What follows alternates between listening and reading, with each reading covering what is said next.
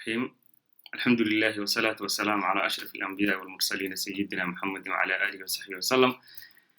عشر كيجي تويتريالسكي كيمستري عشر كيسي لبعض أيان نعاو سوتشيديننا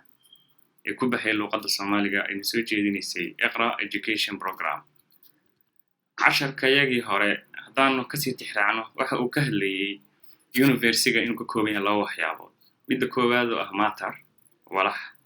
iyo tan labaad oo ahayd energy tamar waxaanu si gaar ah u focus gareyn doonaa ama si gaar ah u hadli doonaa maatarka walaxdu waxay tahay haddii aan macno guud idinka siiyo intaanan u gudagelin qoraalkaygaan slideskan soo diyaarshay sideedaba walaxdu waxa weeye waa alaab kasta oo dul saaran dunidan aanu ku noolnahay alaabtaas waxay noqon kartaa buug waxay noqon kartaa biyo waxay noqon karaa baraf waxay noqon karaa saliid waxay noqon kartaa hawada waxaan adig laftirkaaga noqon karaa maatarka intaas oo dhan waxa la isku yiraahdaa maatar waa walax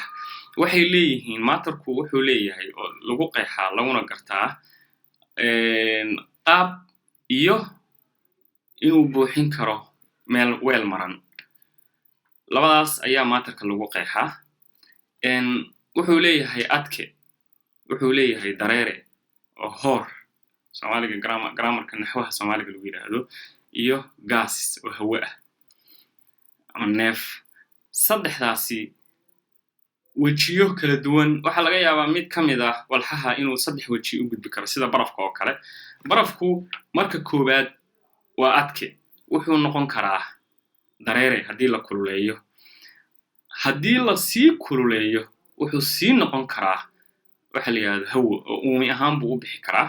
uumigaasna wax la arki kara ma solidka haddaan ka bilowno solidku waxa uu leeyahay solid is definite shape and value waxa uu leeyahay qaab qeexan oo la tilmaami karo iyo value weel buuxin mug uu wax ku buuxin karo ayuu leeyahay haddii meel lagu rido ama la garan karo inta uu qaadi karo baalkan sida tusaale ahaan buugga iyo barafka waana wax la taaban karo ee taabasho leh liquids dareeraha ama hoorka no definite shape but definite value malahan qaab laakiin wuxuu leeyahay cuf la yaqaan ama buuxiye wax weel buuxin karo oo la garanayo weelka intaas wuxuu liter nus liter intaas uu buuxin karaa intaas oo ml waxa la yiraahdo wuxuu qaadanayaa qaabka hadda meesha uu ku jiro weelka ku jira haduu weel ballaaran uu ku fidayaa haduu weel dhuuban yahay dhuubnaantaas ku qaadanaya tusaale ahaan waxaan soo qaadanay biyaha ama saliidda oo kale inta badan liquidku haddii meel kala dheer la dhigo uu dareeraa waa dareere gases hawo no definite shape malahan qaab uu qaato loo yaqaano la garanayo loo cayin karo value intaas uu qaadi karaana lama yaqaan waana wax aysan ishu arki karin hadda tusaale ahaan halkan waxaan soo qaadanay uumiga markuu hawada galo ma arki kartid mana tilmaami kartid mana garan kartid inta uu yahay qaybta labaad haddaan soo gudubno particleska Soomaaliga grammarka naxwaha waxa lagu yiraahdaa tixraac waxaan u soo qaatay oo aan dib u soo akhriyay chemistry-gii hore ee manhajkii dawladdii dhexe ee Soomaaliya ereyga particle qurub baa la yiraahdaa marka qurubyada halkan saddexda qurub oo u kala hadli doonaa solidkii adkihii iyo hoorkii iyo neeftii solidka haddaan soo qaadano wuxuu leeyahay si hore definite shape qaab la yaqaan buu qaabaysan yahay ma dareero way adag tahay in la cadaadiyo haddii la kululeeyo expands if heats haddii la kululeeyo wuu fidaa particleskiisa waxa weeye strongly bonded si adag way isugu dhow yihiin each other isugu xiran yihiin isu haystaan aad bay u adag tahay haddii la gariiriyo waxa weeyaan dhaqaaqoodu wuu ka hooseeyaa waxa la yiraahdo sheeg dareeraha iyo gaaska sidaas la mid ah hadda muuqaalka sida halkan idin kaga muuqdo tusaalahan waxa arkaysaa qurubyada uu ka kooban yahay solidka si isugu dhow yihiin isuguna dhagan yihiin liquidka haddaan u nimaano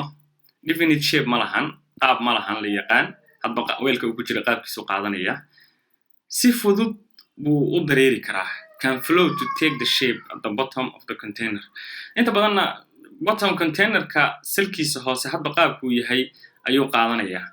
aad bay u adag tahay in la cadaadiyo weel ay biyo ku jira inay cadaadiso aad bay u adag tahay weakly bonded ways haystaan qurubyada oo liquidka dareeraha laakiin ma ahan sida kuwa solidka oo kale kuwa aad isu haysto isu dhagan oo si awood leh isu haysto aan in la kala jabiyo aad bay u fududahay laakiin markaan solid ka hadlayno way adag tahay in la kala jabiyo markii la kululeeyo si degdeg ah u dhaqaaqaan midda saddexaad oo nimaana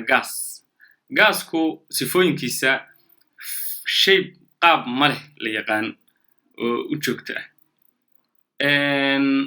haddii container lagu shubo